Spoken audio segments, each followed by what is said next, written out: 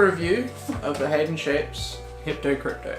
So this is actually not my board, this is actually my friend Steph's board, at Stephanie on Instagram. It's the 6.0, so 6.0 by 20.5 by 2 3/4, 36.3 litres. I've been running it with the Legacy Neutral Futures fins in the medium, just because those are the fins that Steph has in it.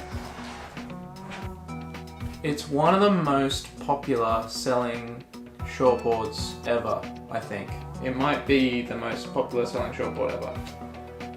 There's actually a really interesting story behind this board that explains why it blew up so much. So, the story, the context. I think it was kind of like the first user-friendly shortboard on the market. So it made sense that it did really well for that reason. But also, at the time, Craig Addison was surfing for Hayden Shapes. There were these crazy clips of him surfing like triple overhead cloud break on it. On like a 5.6, like a really small sort of, this isn't what you'd expect to see someone surfing triple overhead cloud break on a 5.6 version of this, right? It's pretty flat, it's pretty wide, but yeah, there's these clips of Craig on these crazy big waves with it. I think that was the moment when everyone sort of said, wait, what is that thing? There's a whole backstory about that moment and what was going on with Craig Addison and Hayden Shapes at the time. And that story is really well portrayed in a stab, How Surfers Get Paid episode.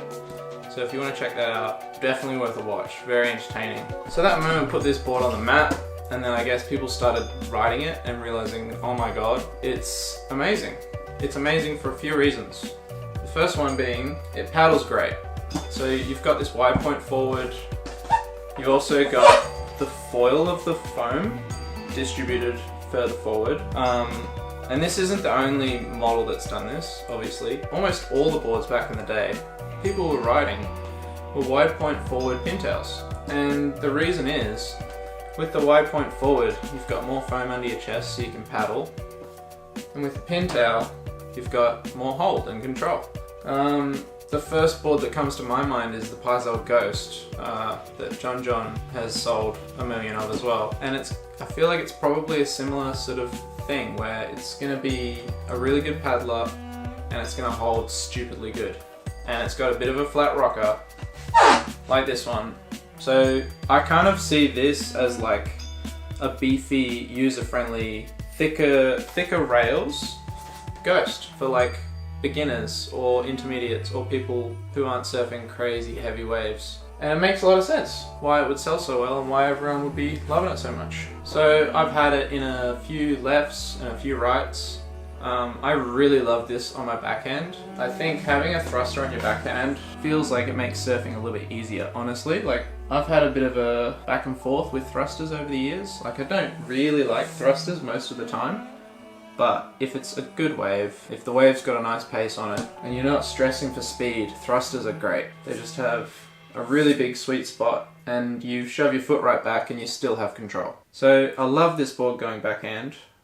We were surfing probably like maybe slightly overhead, bit of a fat left, and this board went unreal for me. It's probably a little oversized, being 6.0, 20.5, 36 litres. If I were to get one for myself, I'd probably get like a 5.9 or a 5.8. But for these waves that we were surfing, it was perfect. So much paddle power, early entry. I had one moment where I was in the bottom turn and my foot just wasn't quite far back enough, so I didn't set the rail and I just fell off. Yeah, there were like a few moments in that surf where I felt like, oh, this board's a little too flat and full foamed for me. But most of that surf, I was just absolutely loving how user-friendly it was, how easy it was to catch waves, how quickly it went rail to rail. It really feels like it was holding really nicely through the turns, and I'm pretty sure that's just because of the pintail. And then I've had it in some rights, and it's kind of the same story. Like, you jump up, back foot in front of the pad, and it's super, just tons of speed down the line if the wave's walling up. And then you jump back on the tail, and it's super loose and maneuverable. Just like all surfboards, but it's super loose and maneuverable, and it holds really, really nicely. Actually, last night, where I came out of a floater, I came back up, and I knew the section was closing, So I just thought I'll just Hail Mary this, like, I'll just see what happens. So I have my foot right back here. I just threw like a top turn essentially, and I didn't expect it to work at all, but it kind of did. So I should have held onto it and tried to complete the turn. But yeah, it's crazy how critical you can take this, how critical of a section you can take this into if your foot's right back because of how pulled in this tail is. It's all relative. Like most people would call what I'm surfing fat waves, but I wouldn't, because I've surfed some real fat waves. If it's got a bit of juice, this board's phenomenal. Generates tons of speed up front, tons of control on the back. It's really nice to paddle, really nice to catch waves on. Would highly recommend it for anyone who's looking to get into shortboards and hasn't really enjoyed any shortboards yet because they're too slow, or they don't paddle that well, or they're hard to catch waves on. If those are your complaints about shortboards, this thing will solve those if you're in good waves. The pintail thruster, caveat. This thing's fast if the waves are going, you know what I mean? Going down the line. If the waves aren't going down the line, if you're hitting fat sections, the pintail thruster gets a bit stuck. I've had that experience now a few times.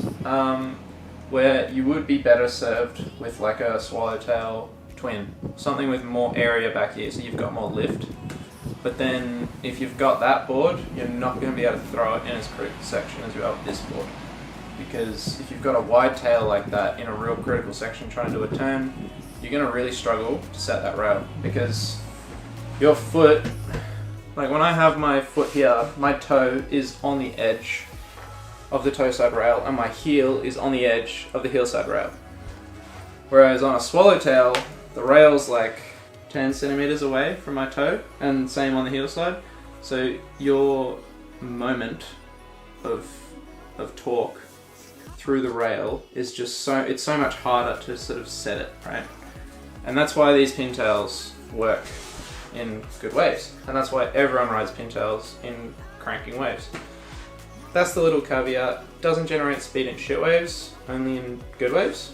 So would I recommend it for intermediates? 100%. For beginners, maybe, maybe not. Depends on the waves that you're riding. If you're riding good waves, you could recommend it to almost anyone. A bit of a quiver killer, I would say. Like it'll go in small surf. I feel like it definitely goes in pretty big surf. What would I say? I'd say I could ride this in like good waist high waves to like close to double overhead fat waves. I wouldn't surf it in double overhead good waves. I think it'd get too skippy. Slightly overhead good waves. So maybe waist high good waves to slightly overhead good waves, and maybe then double overhead fat waves. It's very functional. It's such a functional design, the wide point forward, like I've discussed. It's not boring, but it's extremely functional. It's a little boring, but it's extremely functional. If you have any questions, let me know in the comments. I might do a full review on this in the future, I might not, to be honest. Totally see why it was one of the best selling boards for a while. I know lots of people have them. Let me know what you think in the comments. I'm gonna go out and get some more waves this afternoon.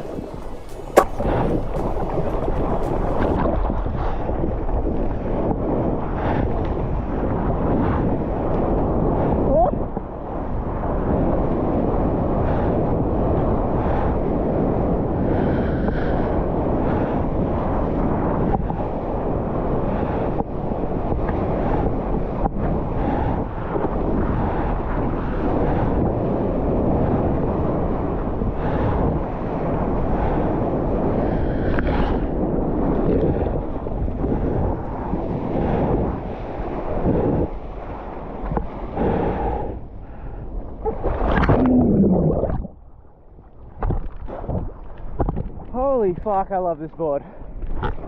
This board is sick on the back end.